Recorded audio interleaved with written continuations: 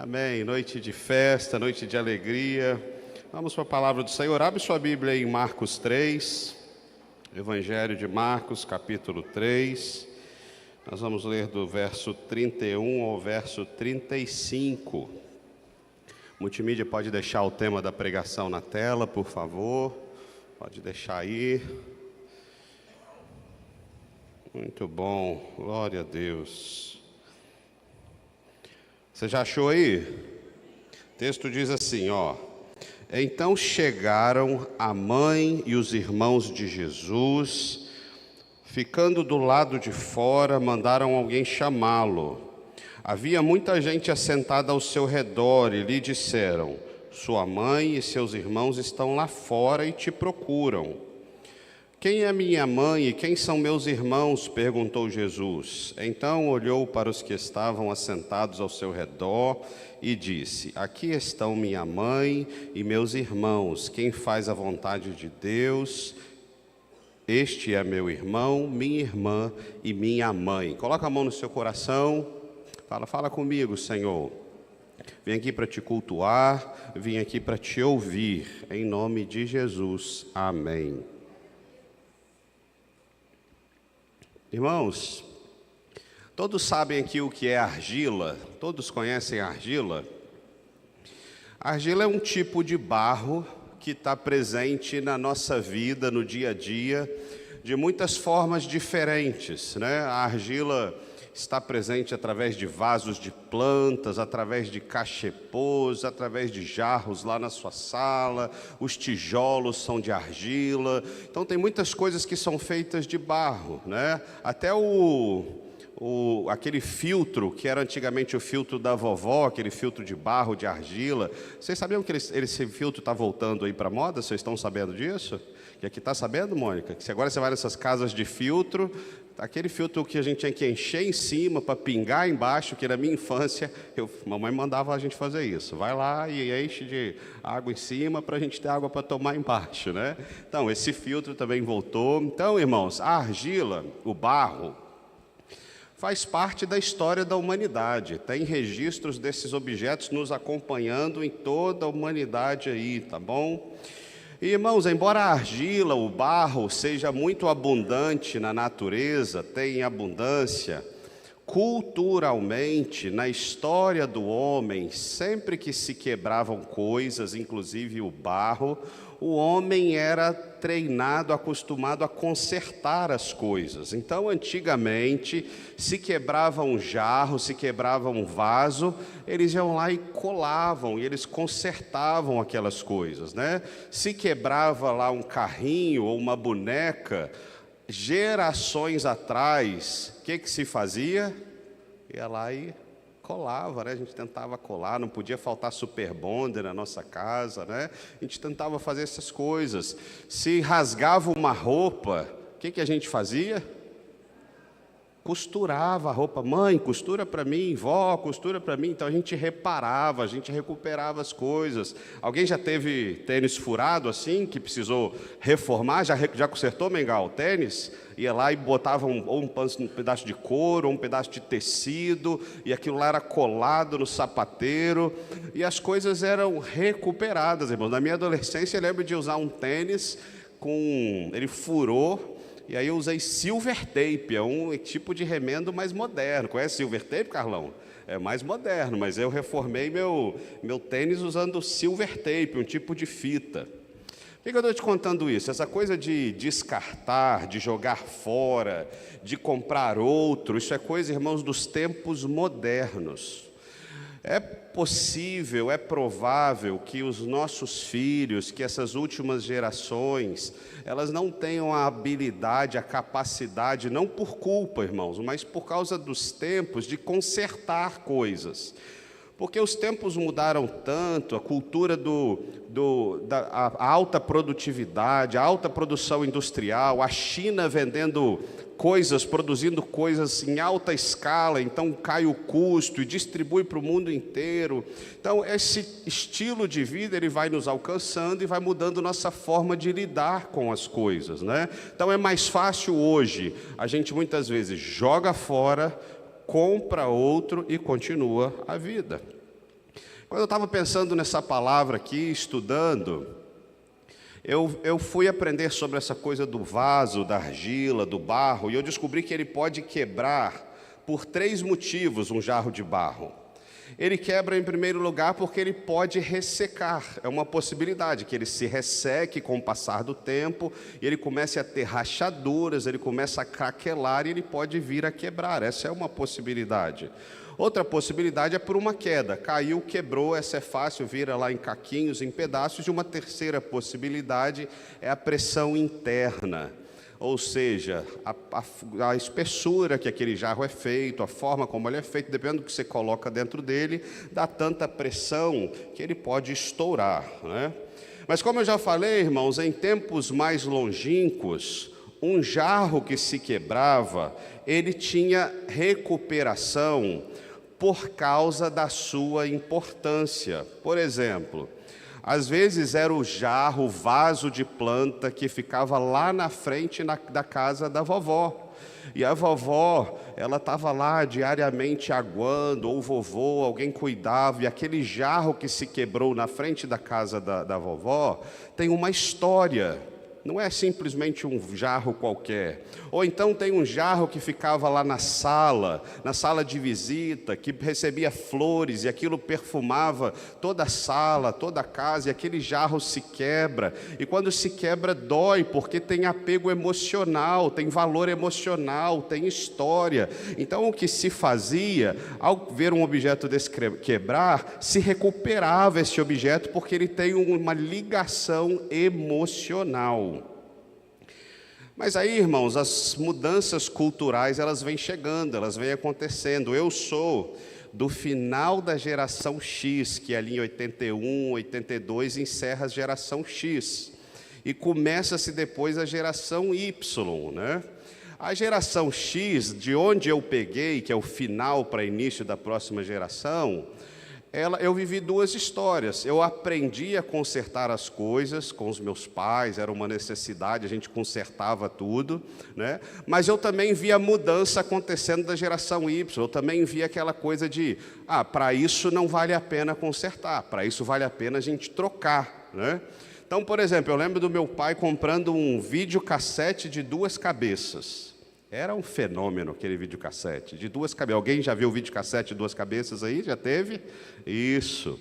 Então, ele comprou, a gente usou um tempo, mas um belo dia ele estragou. E eu lembro que era caro demais consertar. Você nem deve se lembrar disso, né? Então, mas eu lembro, era caro consertar. Então ele foi ver o preço, não valia a pena, ele descobriu que era melhor comprar o próximo videocassete de 4 cabeças, era um fenômeno de 4 cabeças, então era mais barato substituir o videocassete, né? Pegar um novo, pegar um melhor, e aí a gente jogou fora o velho para ficar com o novo.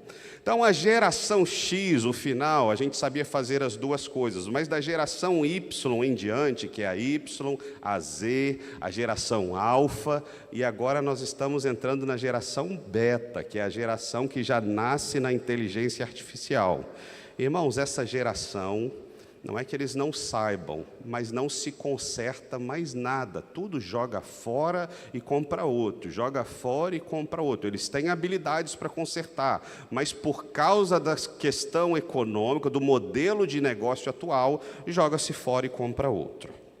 Qual que é o grande perigo, irmãos, de perder esse sentimento de que nós podemos consertar as coisas? Qual que é o que pode se esconder atrás disso? É que descartar, irmãos, um jarro de barro, no pensamento antigo, ele tem história, e não é porque que ele é de barro, ele pode ser quebrado. É o perigo da gente descartar coisas que são importantes demais, mesmo sendo de barro. Então, por exemplo, Jeremias, lá no capítulo 18, ele tem uma experiência com o Senhor. O Senhor manda ele ir à casa do oleiro. Jeremias, vá à casa do oleiro que eu quero te ensinar uma coisa. Jeremias, o profeta, vai até a casa do oleiro, ele desce até a casa do oleiro. E quando ele chega lá, ele vê o oleiro manipulando o barro, e ele está fazendo um jarro, ele está fazendo um objeto, e aquele objeto se desmancha nas suas mãos, e ele refaz o objeto, e ele começa a reconstruir. E Deus ministra ao coração de Jeremias: Jeremias, não são vocês, não são vocês, povo de Israel, meu povo, como irmãos, eu posso refazer vocês, eu posso reconstruir vocês, eu posso amassar vocês, eu faço vocês de novo, mas eu não jogo vocês fora. Vocês são feitos de barro, o povo de Deus é feito de barro, o ser humano é feito de barro, nós somos obras da mão do Senhor e viemos do barro. E Deus está dizendo para Jeremias: Jeremias, eu não jogo barro fora, eu refaço, eu reconstruo segundo me agrada. Tem barro aqui nesse templo essa noite? Amém. Jesus reconstrói a gente, irmãos. Nós não somos descartáveis aos olhos de Deus. Deus, irmãos, não faz parte desse modelo geracional que joga as coisas fora. Deus conserta todas as coisas. Ouve um glória a Deus? Irmãos, Deus conserta todas as coisas. O que tiver danificado, o que tiver quebrado, o que tiver ressecado, Deus sabe como consertar. Ele é especialista nisso. E no mês da família que nós estamos, é importante a gente reforçar no nosso coração que as famílias, irmãos, elas têm essas características do vaso de barro, porque todos somos barro. Então uma família é uma porçãozinha ali de jarros que se juntam, todos de barro. A família é criação de Deus. E se esse ecossistema lindo chamado família desequilibrar, ele azeda, ele começa a sofrer o que o barro sofre, ele começa a craquelar, ele começa a ressecar, ele começa a sofrer de pressão interna demais, ele pode querer cair no chão, ele pode explodir a qualquer momento. Mas, irmãos, para Deus, assim como os jarros que eu falei, os vasos, eles têm história, Deus leva em conta a história da sua família. Deus leva em conta a história da sua casa. Deus leva em conta a sua história de vida. É por isso que Ele não nos descarta. Ele está pronto para refazer o seu casamento, refazer a sua relação com sua esposa e com seu esposo, refazer a relação com seus pais, refazer a relação com seus irmãos, refazer a sua relação com seus filhos. Deus está pronto para refazer tudo o que for preciso. Você crê nisso? O oleiro tem conserto para nós que somos jarros de barro.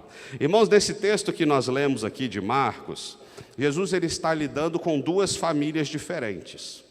Jesus está lidando primeiro com a família de sangue, né? Tem no texto ali sua mãe, seus irmãos, eles vão até uma casa à procura de Jesus. Jesus está numa casa ensinando, Jesus está no meio do seu ministério, operando sinais, operando maravilhas, curando os enfermos, libertando, expulsando demônios. Os discípulos estão ali dentro daquela casa com Jesus, e os discípulos já caminham com Jesus há algum tempo. Há perseguição religiosa sobre Jesus. Jesus é acusado de expulsar demônios por Beelzebu. Então há um ambiente hostil ali atingindo Jesus, e a família de Jesus está ali porque ela tem dúvidas quanto ao ministério de Jesus. Se você olhar um pouquinho o texto anterior, se você bater o olho no versículo 20 e 21 de Marcos 3, diz assim, então Jesus entrou numa casa, essa mesma casa aqui, tá? Que nós lemos lá no 31, e novamente reuniu-se ali uma multidão, de modo que ele e os seus discípulos não conseguiam comer. Quando seus familiares ouviram falar disso, saíram para trazê-lo à força, pois diziam, ele está fora de si. Então a família de Jesus está lá nessa casa, querendo encontrar Jesus para levá-lo embora. A outra família que esse texto nos apresenta, irmãos, é uma família da fé. É uma família que surge no meio dessas tensões familiares da família de sangue de Jesus. Mas é um povo que está ali se assentando com Jesus, aprendendo com Jesus, bebendo do que Jesus está ensinando, recebendo o poder do alto por conviver com Cristo. Então é um povo que está ali bebendo do que Jesus está ministrando. Duas famílias diante de Jesus, a de sangue e a da fé. Como é que Jesus lida com essas duas famílias, irmãos? Qual lição que eu gostaria de compartilhar com você nessa noite, para a gente sair daqui edificado, restaurado e transformado, irmãos? A primeira lição é que tensões familiares, elas acontecem. mas elas não devem, não podemos permitir que elas destruam os nossos laços. Tensões familiares acontecem, mas elas não devem destruir os nossos laços familiares. Olha, nesse texto que nós lemos, Jesus ele não é reconhecido pela sua própria família. Quando você abre em João 7,5, o texto confirma que os irmãos de Jesus não acreditavam no ministério dele. Isso quer dizer que Jesus não tinha apoio para ser quem era, para fazer o que ele fazia, pela própria família. Outra evidência, outra tensão nessa família de sangue, é que Jesus está nessa casa ensinando e tem discípulos e muitas pessoas ao seu redor. O texto fala uma multidão, tem gente rodeando a casa, sua família nem consegue chegar. Mas a família de Jesus não senta com Jesus. A família de Jesus não aprende com Jesus, a família de Jesus não se importa com ele, com o que ele está ensinando. Mais uma tensão familiar. E uma terceira tensão, terceiro problema nessa casa, é que essa família, além de não crer no que Jesus faz, além de não crer em quem Jesus diz que é, eles querem interromper o ministério de Jesus. Eles vão até aquela casa para tirá-lo de lá. Jesus está fora de si, Jesus não está legal, Jesus perdeu o juízo. Olha quanta tensão, irmãos. E o que eu quero mostrar para você aqui é que se sua família tem algum tipo de tensão, algum tipo de problema, algum tipo de situação, eu quero te convidar agora a você dar um glória a Deus, porque a família terrena de Jesus também tinha. Você pode dar um glória a Deus? Tem tensão aí na sua casa, tem tensão na sua família, tem tensão nos relacionamentos? Glorifica o Senhor, irmão, porque até a família terrena de Jesus arrumou problema e pepino. Então, irmãos, isso é uma realidade que acontece, a gente precisa tratar isso com naturalidade, mas ir rompendo naquilo que nós precisamos romper. Nós vemos, por exemplo, nos lares, muitas disputas entre marido e mulher. Disputa de força, disputa de quem manda mais, disputa de quem é a decisão, uma queda de braço, irmãos, tantas vezes entre marido e mulher. Homens que ao invés de usar a autoridade que Jesus deu, homens usam o seu autoritarismo, né? Infelizmente, muitos acabam colocando lá a mulher debaixo do seu pé, né? Humilhando a sua esposa. E sabe, irmãos, a gente se esquece, varões valorosos, a gente se esquece que quem está debaixo dos nossos pés é quem? Satanás. Não é a nossa esposa, quem está debaixo dos nossos pés é Satanás, os seus demônios, o inferno. A igreja anda soberanamente com Cristo nas alturas, não está debaixo dos nossos pés, amados varões, as nossas esposas. A gente precisa tomar cuidado com isso, elas estão ao nosso lado, elas são costela. Então elas são mulheres que o Senhor nos deu para caminhada, para um levantar o outro, para um ser suporte do outro, para a gente romper junto, para a gente vencer junto, porque a palavra diz que é melhor serem dois do que um. E mulheres tantas vezes não sábias, mulheres tantas vezes que querem tomar a direção do lar, tomar a direção da família, ser a voz ativa, não entendem o papel da submissão. Acha que submissão sou menor, sou inferior. Errado, irmão, isso não é bíblico. Submissão é andar debaixo de uma missão, é estar protegida pelo seu marido. Seu marido é um protetor seu, e se ele direcionar errado, ele é responsável diante de Deus pela decisão, mas você vai junto. Tá bom, amor, vou conversar, vou dar minha opinião, acho que a gente devia fazer assim, mas se a sua decisão é para lá, nós vamos juntos, e se a gente bater com a cara na parede, eu estou junto para voltar, mas estou te avisando. E aí o homem, na relação, o homem reconhece os seus erros. Existe, sabe, irmãos, nas famílias, muitas tensões, como desentendimento entre irmãos, desentendimento entre pais e filhos, filhos que não honram os seus pais, filhos que desrespeitam os seus pais, filhos que agridem os seus pais, pais que atacam os próprios filhos. Quinto mandamento: honra teu pai e a tua mãe, para que se prolonguem os seus dias sobre a terra, sobre a face da terra. Então, filhos, honrem os seus pais. Isso abençoa você, filho. Isso alegra o coração dos pais, mas isso abençoa você. É o segredo de uma longevidade. Sabe, irmãos, quantas tensões nós vivemos no nosso lar? Desemprego, sim ou não? É uma possibilidade?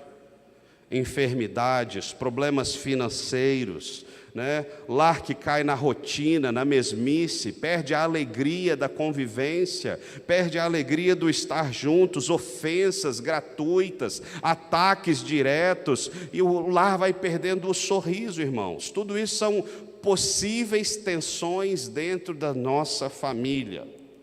E aí o que vai acontecendo? O jarro de barro vai ressecando, o jarro de barro vai criando rachaduras, vai trincando, a pressão interna vai aumentando, a ponto do jarro ou explodir, ou cair no chão e se espatifar em pedacinhos. Estamos falando de famílias em pedaços. Algumas arranhadas, outras rabiscadas, outras trincadas, outras em pedaço. Acabou então a família? Sim ou não, irmãos? Não. Acabou o projeto e o sonho de Deus, as tensões destruíram aquela família, irmãos? Não, diga isso, não. Tem conserto, irmãos. Tem conserto para toda a casa, precisa haver mudança de vida, precisa haver mudança de mente, precisa haver mudança de pensamento. A palavra de Deus diz para transformar-vos, não devemos nos amoldar com esse mundo, mas transformar a nossa mente, transformar a nossa forma de pensar, a nossa forma de olhar para aquela situação, pedir ao Senhor, Senhor, então me faz enxergar se nada está perdido, se tem salvação, eu preciso enxergar por outra ótica que eu não consigo ver solução. Eu preciso tirar os ouvidos, irmãos, o mundo sopra assim, ó. Meu irmão, chuta o balde. Meu irmão, não está dando certo, a fila anda. E às vezes nós estamos dando ouvido para o que o mundo fala, e a gente precisa colocar os ouvidos na voz do Espírito Santo de Deus, que está falando com você nessa noite aqui. Você crê nisso? Queridos irmãos, Jesus Cristo o oleiro, Jesus Cristo o construtor, Jesus Cristo o nosso Salvador, Ele precisa ser convidado para entrar na nossa casa. Se tiver rachaduras, irmãos, Ele cola, Ele conserta, Ele acerta. Se tiver ressecamento, desce óleo dos altos céus sobre nós, sobre a nossa casa. Se tiver quebrado, se tiver pressão interna, não importa, Ele tira, Ele reconstrói, Ele faz de novo para a honra e glória dEle mesmo. Amém, irmãos? Para Deus, a família ela não é descartável. Para Deus não é, irmãos. Por quê? Porque a família tem história. Não está nos planos de Deus, irmãos, descartar nenhuma família, nenhuma família. A taxa de aceitação de Deus para descarte de lares é zero. É zero. Ele odeia o divórcio, Carlos. Ele fala isso, ele odeia o divórcio, irmãos. Por que ele odeia o divórcio? Porque eu entendo que ele conheceu o divórcio lá no Éden. Um dia o homem decidiu pecar, um dia o homem decidiu errar. Deus andava com o homem andava com Deus. Um dia o homem decidiu desobedecer ao Senhor. Um dia o homem foi separado de Deus por causa da sua decisão. Aquele afastamento doeu e o Deus entendeu, isso dói, o divórcio é ruim e eu odeio o divórcio. Taxa de aceitação zero, e eu louvo a Deus por isso. Irmãos, não está nos planos de Deus deixar maridos e mulheres que se destruam e que se odeiem e que se afastem. Não faz parte dos planos de Deus deixar que filhos sintam a dor e a sequela dos divórcios, das brigas e das separações. Não está no plano de Deus. É dureza do coração do homem que leva a esse tipo de situação e de lugar. Mas se você convidar Jesus para entrar nessa história, Ele vai virar a situação da sua casa. Ele tem todo o poder. As tensões familiares não vão destruir o seu lar. É triste ver pessoas tentando recomeçar novas histórias. Elas carregam para os novos relacionamentos, irmãos, dores antigas, medos antigos, problemas antigos, inseguranças antigas. Transfere tudo. Jesus quer que a gente resolva com aqueles que Deus colocou conosco, nosso cônjuge, os nossos filhos, aquele que Deus colocou ao nosso redor. É para a gente caminhar de glória em glória, de fé em fé, e resolvendo as tensões que acontecem no lar. Irmãos, quando a gente olha no verso 33, a impressão que dá é que Jesus rejeitou a sua família, porque o verso 33, ele diz assim, quem é minha mãe e quem são meus irmãos? Alguém bateu lá na casa e falou, Jesus, estão te chamando lá fora, sua mãe e seus irmãos. Jesus fala, e quem são esses? Quem é minha mãe e quem são meus irmãos? A primeira impressão é que Jesus está rejeitando os seus próprios familiares, a sua própria família de sangue. Mas o que Jesus está fazendo, na verdade, é colocando as coisas no seu devido lugar. Vou te mostrar isso aqui. Jesus faz uma demonstração disso, irmãos, lá no início do seu ministério, lá em Caná da Galileia. Tem uma festa, tem um casamento, Maria está lá organizando as coisas, deve estar lá na cozinha, mãe de Jesus. Jesus está lá com os seus discípulos. Acaba o vinho naquela festa. Se acaba o vinho, acaba a alegria, é vexame, é desonra. Maria vai correndo até Jesus e fala, Jesus, Maria sabe quem Jesus é. Fala, Jesus, faz alguma coisa, porque acabou o vinho, isso é uma vergonha, isso é um vexame, acabou a alegria. E Jesus vira para aquela mulher e fala assim, o que tenho eu contigo, mulher? Jesus não está rejeitando a sua própria mãe. Jesus, irmãos, não é mágico. Jesus não é um simples solucionador de problemas. Jesus faz essas coisas, Jesus soluciona problemas, mas Jesus é Senhor e Deus e Criador do universo. O que Jesus está fazendo nessa pergunta, que tenho eu contigo, é dizer, querida, eu estou aqui nesse casamento, e se eu tiver que operar, não é pelo pedido da minha mãe, eu opero por ordem do meu Pai, que é Ele quem conduz meu passo aqui na terra. Querida, você é minha mãe, mas a minha ação ministerial é em obediência aos céus e não em obediência a você. Jesus caminha no poder e na autoridade junto com o Pai, em obediência ao Pai. Então, Jesus não rejeita a sua família de forma nenhuma, mas Ele estabelece as ordens, irmãos. Primeiro a gente ama a Deus, primeiro a gente obedece a Deus, e depois a gente ama a nossa casa. Essa é a ordem do Senhor para nós. Tem uma frase que minha filha que criou ela que começou isso lá na infância. Eu acho que eu já contei isso para vocês, mas ela tem um poder didático muito incrível. Minha filha sempre disse para mim, pequenininha, pai, eu te amo maior do que o universo. Essa era a expressão dela. Então, toda noite eu ia lá e ela dizia, pai, eu te amo maior que o universo. Eu contava histórias para ela e a gente orava junto. E eu incluí nessa frase dela, eu completei, filha, eu também te amo maior do que o universo, mas menos que Jesus. E aquilo foi sendo embutido, e todos os meus filhos, eles têm essa mesma experiência, eles conhecem essa frase, eu te amo maior do que o universo e menos que Jesus. Por quê, irmãos? Porque, querendo ou não, vai sendo plantada uma sementinha de que meus filhos devem nos honrar como pais, nos obedecer, mas o dia que eles tiverem que me desobedecer por obediência a Deus, eles o farão, e deve ser feito assim. Deve ser feito assim. Isso precisa ser tratado com muito cuidado. Mas Jesus, irmãos, Ele continua amando e cuidando da sua família de sangue. Ele não rejeita. Quando a gente vai lá para João, capítulo 19, verso 26 e 27, Jesus, irmãos, está crucificado. Jesus está nos seus últimos momentos, mas está ali perto de Jesus na cruz, sua mãe Maria e João. E Jesus olha para João e fala assim, João, aí está Maria, ela é sua mãe. E Jesus fala para Maria, Maria, está o seu filho, cuide dela, cuide dele, um cuide do outro. E Maria é recebida na família de João para ser cuidada, já que Jesus estava sendo crucificado. Em 1 Coríntios 15, irmãos, Jesus, depois de ressurreto, ele aparece a várias pessoas. Paulo está relatando isso lá, mas há um destaque específico, ele dá um destaque especial à aparição de Jesus para Tiago, seu irmão. Então, se aquela família não entendia o ministério de Jesus, se aquela família rejeitava o ministério de Jesus, Jesus ainda ama tanto essa família que Ele está indo no resgate de todos eles. Jesus está indo ao resgate de todos os seus parentes, de toda a sua família de sangue. E o texto não dá detalhes, sabe, irmãos, de como foi o encontro de Jesus com seu irmão Tiago. Nós não sabemos. Mas o que nós sabemos, irmãos, é que foi um encontro muito transformador. Por que foi transformador? O que nós sabemos disso? Porque o irmão de Jesus, Tiago, se torna pilar da igreja.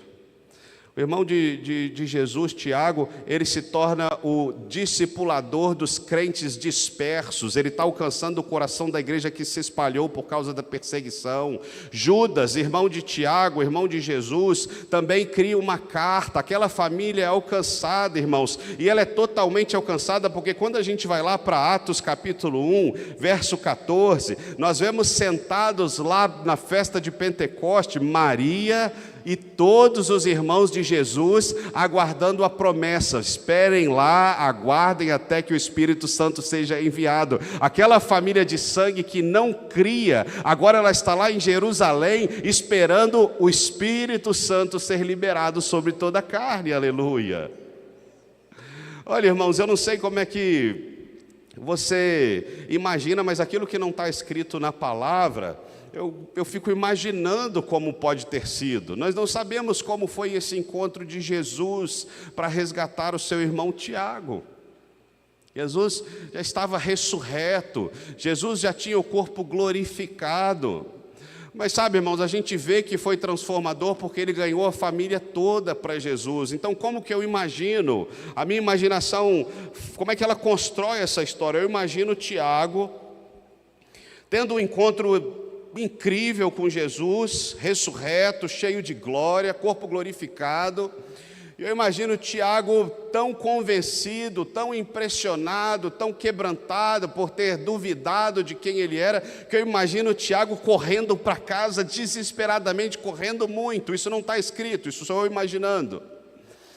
Porque como a família toda foi alcançada e a palavra de Deus relata que Jesus apareceu apenas para Tiago, Maria e Tiago, e não para os outros irmãos, então eu imagino Tiago voltando para casa. E ele chega em casa, na minha concepção, eu sou sanguíneo, tá, irmãos? Então ele chega em casa e ele dá uma voadora na porta. Pá! E agora eu imagino Tiago falando assim. Ele está cansado, ele estava correndo, ele estava ofegante, ele teve um encontro com Jesus, o Senhor. Eu imagino ele dizendo assim: era Ele, o tempo todo era Ele. Cresceu conosco o Messias, cresceu conosco o Salvador, dormiu na mesma cama que nós, o Senhor do Universo. Ele esteve conosco o tempo todo. Nós não entendemos o seu ministério, nós não apoiamos o seu ministério, mas era Ele conviveu conosco, Ele esteve conosco, Ele me encontrou agora ressurreto, Ele me mostrou um pouco da sua glória, agora nós precisamos crer nele. E aquela família, eu imagino ela se arrependendo e se ajoelhando e chorando, porque eu sei que todos eles estão lá aguardando a descida do Espírito Santo. Aquela família de sangue que vivia tensões, que vivia dificuldades, agora é completamente restaurada por Jesus, aleluia. Então, querido irmão, a despeito de todas as tensões que você vive, a despeito de momentos difíceis na sua casa, não desista da sua família. Quando Jesus entra, as tensões passam. Quando Jesus entra, a cura chega. Quando Jesus entra, o casamento melhora. Quando Jesus entra, a relação com os filhos muda. Quando Jesus entra, a relação dos irmãos muda. Quando Jesus entra, o milagre chega. Quando Jesus entra, todas as arestas são reparadas para a honra e glória dele mesmo, em nome de Jesus. Você pode aplaudir o Senhor? Glória a Deus. Mas a segunda lição para nós, irmãos, é que Jesus expande o conceito de família. No verso 34, diz que então olhou para os que estavam assentados ao seu redor e disse: aqui estão minha mãe e meus irmãos. Quem faz a vontade de Deus, este é meu irmão, minha irmã e minha mãe. Irmãos, a segunda família de Jesus, ele apresenta aqui na sequência do texto, é a família da fé. Jesus agora está incluindo na sua família pessoas que decidiram segui-lo, pessoas que entenderam o que Jesus fazia, acreditaram nele piamente, entregaram seu coração para ele, decidiram andar juntos com Jesus. Então agora elas se tornam família na fé com Cristo. Não há nenhuma exclusão de Jesus da sua família. Jesus não está negando a sua própria casa, já falamos sobre isso, mas há uma abertura, irmãos, para que mais pessoas entrem na família de Jesus. Se Jesus não faz isso, apenas Maria e os seus irmãos poderiam dizer: nós somos família com o Messias.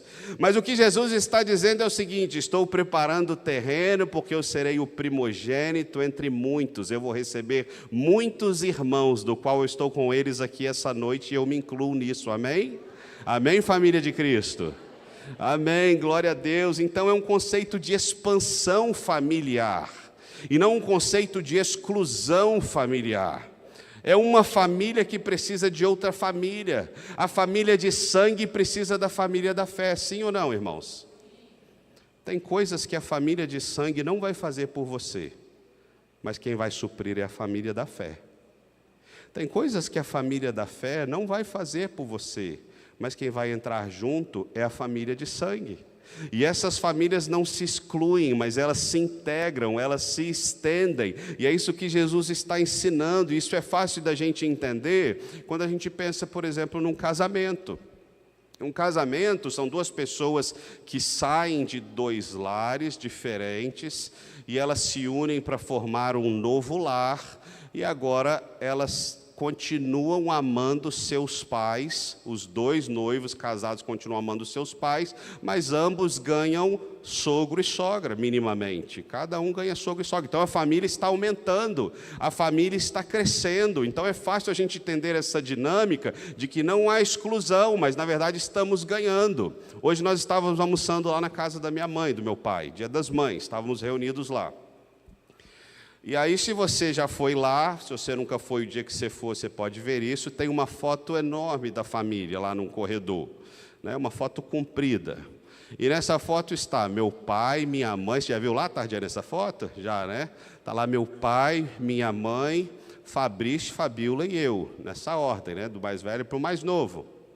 Mas nessa foto não está somente nós, está também lá nossos cônjuges. Então, Andiara está lá comigo, Morgana está lá com Fabrício e Alexandre está lá com Fabiola. Mas nessa foto não há só nós, há também os nossos filhos. Então, Amanda, Isaac e Natan estão lá perto de nós, Felipe, Lucas e Vitor estão lá perto dos pais, Elisa está lá perto dos pais também. Mas não tem só nós, tem também já a esposa do Felipe, que é o neto, né? Então já tem a esposa Kathleen, já está lá. E esse ano vai entrar, a foto vai aumentar esse ano, né, Cláudia Simone? Vai entrar a Amandinha lá com o Vitor esse ano. A família está crescendo, glória a Deus por isso.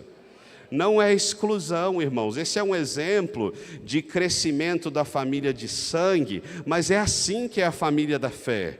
Família da fé não compete com a família biológica, mas ela a complementa. Família da fé, irmãos, só cresce. Família de sangue, ela pode diminuir. A morte nós passamos, a morte pode nos atingir por vários motivos. Tem família que decide não ter filhos, antigamente todas queriam muitos, hoje poucos têm coragem de ter o primeiro filho. Então família pode diminuir, família de sangue. Mas família da fé só cresce. Só cresce por quê? Porque se um dia nós passarmos aqui, a gente sobe e se junta aos heróis da fé, a gente sobe e se junta àquela nuvem de testemunhas, a gente fecha os olhos aqui e abre os olhos junto com a família que já está integralmente na plenitude e na presença do Senhor. E isso é para mim e para você, irmãos. Então, como tudo é família, seja família de sangue, seja família da fé, ambas precisam ser amadas e bem cuidadas. Olha para quem está perto de você e fala assim: cuida de mim, hein? Eu cuido de você. Olha aí para ele aí, a gente precisa cuidar um do outro, hein? Olha aí, nós somos ou família de sangue ou família da fé, a gente precisa cuidar uns dos outros, irmãos.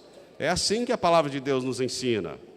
Olha o que diz lá Paulo em 1 Coríntios 5,8. Se alguém não cuida dos seus parentes, e especialmente da sua própria família, que está falando de sangue, negou a fé e é pior do que um descrente. Cuide da sua família. Mas ele continua em Gálatas 6, quando ele está tratando da importância de sermos bondosos, ele fala no verso 20: façamos o bem a todos, mas especialmente aos da família da fé. Cuide das duas. Irmãos, o que Jesus está fazendo nesse texto que nós lemos? Ele está permitindo, dando à humanidade o maior presente do mundo. Nos deu a possibilidade de sermos família com Ele. Você pode dar um glória a Deus por isso? E nesse texto, irmãos, ele decide, olha que coisa linda, como ele é carinhoso com a família, seja de sangue ou seja da fé. Ele decide abraçar homens e mulheres de forma igual, porque aqui ele menciona, olha, aqui estão minha mãe e meus irmãos. Quem faz a vontade de Deus, este é meu irmão, minha irmã e minha mãe. Ele menciona o gênero feminino 2 vezes nessa frase. Isso não pode passar despercebido, porque a mulher não tinha valor naquela sociedade, naquele tempo.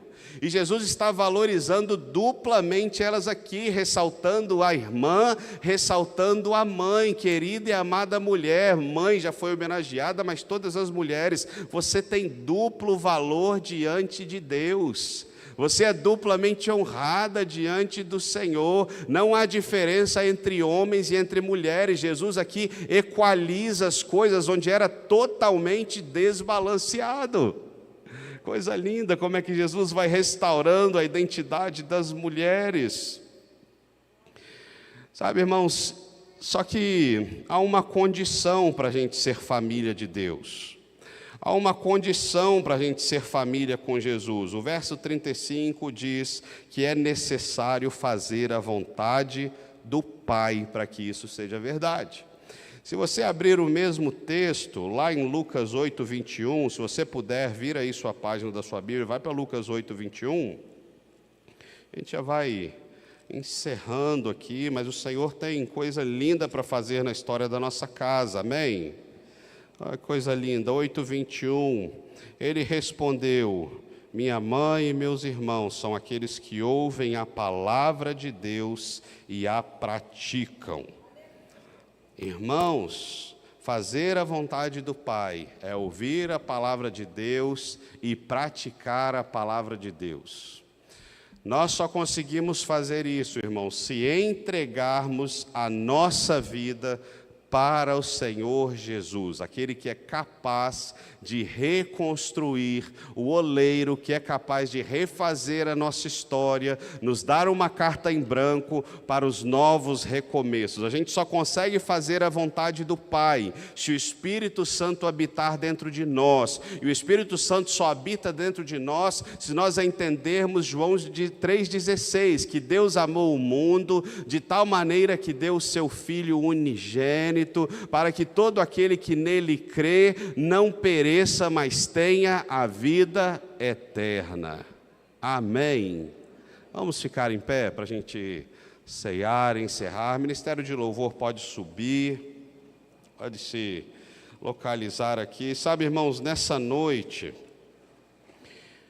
é uma noite especial, tem tudo, sabe para quê? Para sua família ser ajustada por Jesus, para as tensões do seu lar e da sua casa serem resolvidos por Jesus, para que jarros de barro arranhados, ressecados, trincados, sob pressão interna, sejam hoje, meu Deus, resolvidos pela mão do oleiro que está nesse lugar.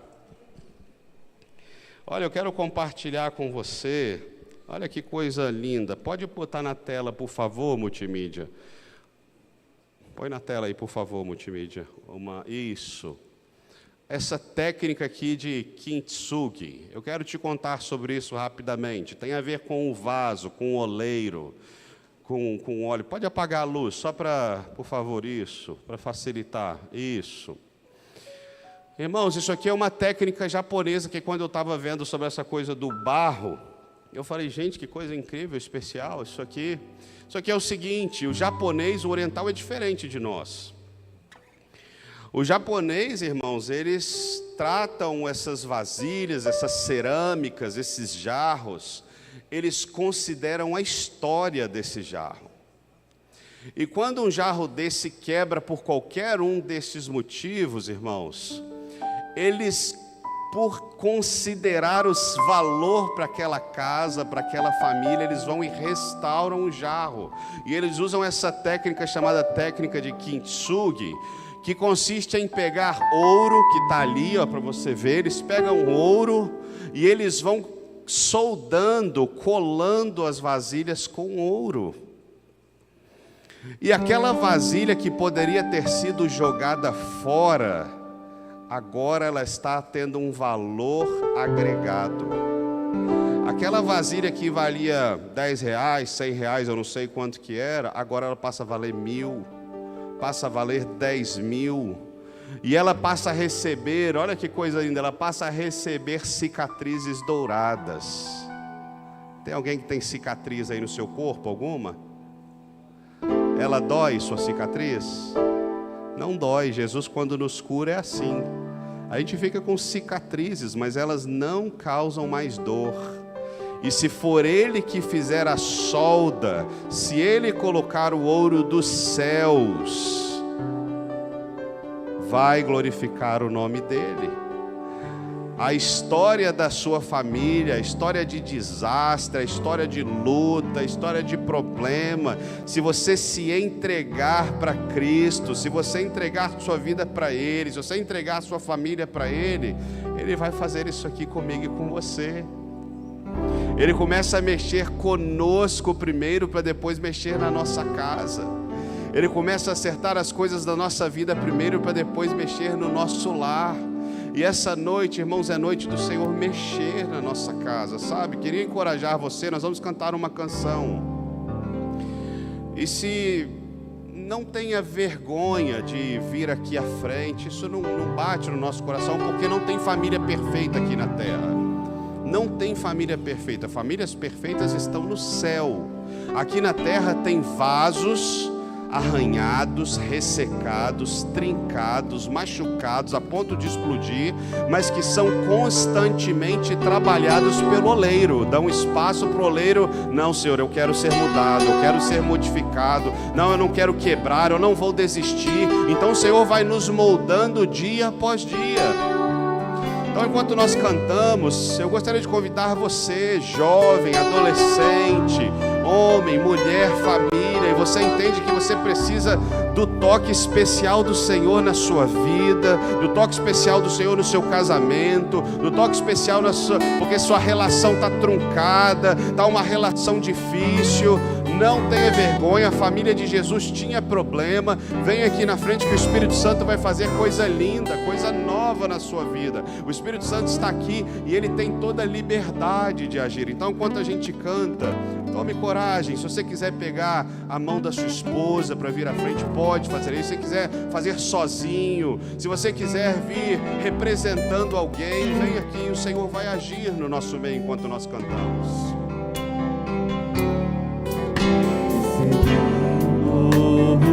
Coração do Pai, coração regenerado, coração transformado, coração inspirado por Jesus.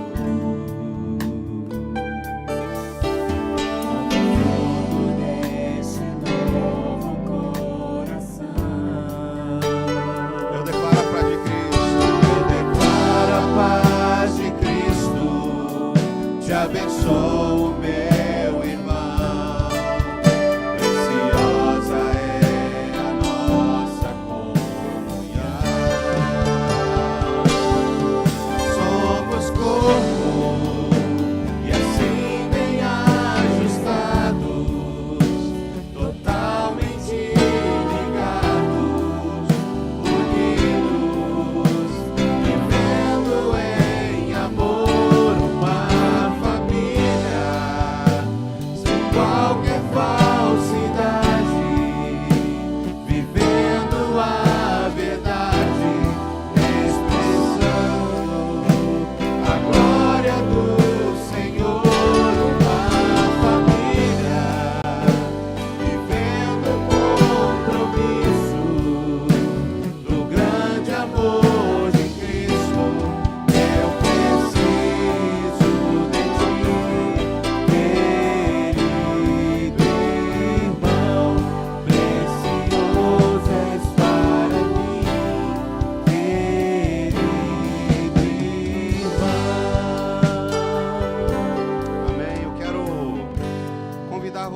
talvez você está aqui nessa noite ouvindo essa palavra e você nunca publicamente entregou a sua vida para Jesus. Você ainda não se sente parte da família da fé.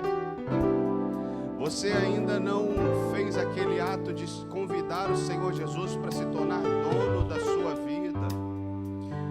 Mas essa noite você tem a oportunidade. Eu falei que a família da fé, ela só cresce. Ela só cresce.